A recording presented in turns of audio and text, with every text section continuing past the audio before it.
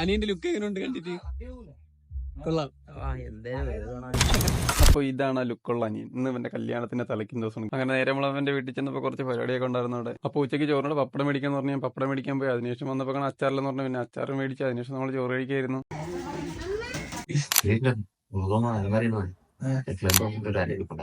ഇവനീ പതുങ്ങി കൊണ്ടുവന്നത് പുള്ളിക്ക് കൊടുക്കാനുള്ള ഒരു 1/2 ലിറ്ററിന്റെ കുപ്പിയാണ്. അതെ, മദ്യത്തിന്റെ മണം തന്നെ.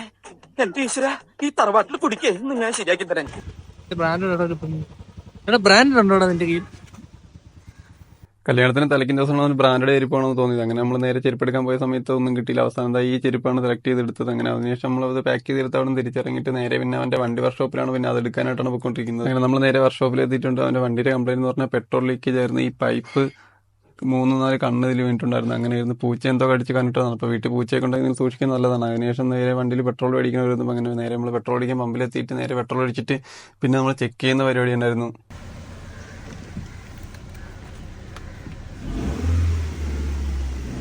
അങ്ങനെ നമ്മൾ നേരെ അവിടെ നിന്ന് വണ്ടിയൊക്കെ എടുത്തിട്ട് അവന്റെ വീട്ടിലേക്കാണ് പോയത്. നമ്മൾ വീടെത്തിയപ്പോഴത്തേനും നേരെ രാത്രിയായിരുന്നു. അങ്ങനെ നമ്മൾ വീടെത്തിയ സമയത്ത് കൂടെ പഠിച്ച എല്ലാവരും അവിടെ എത്തിയിട്ടുണ്ടായിരുന്നു. ഇതൊക്കെ ഏതാണോ, ഇതൊക്കെ ഏത് എവിടുന്ന് ഇറങ്ങി വരുന്നു?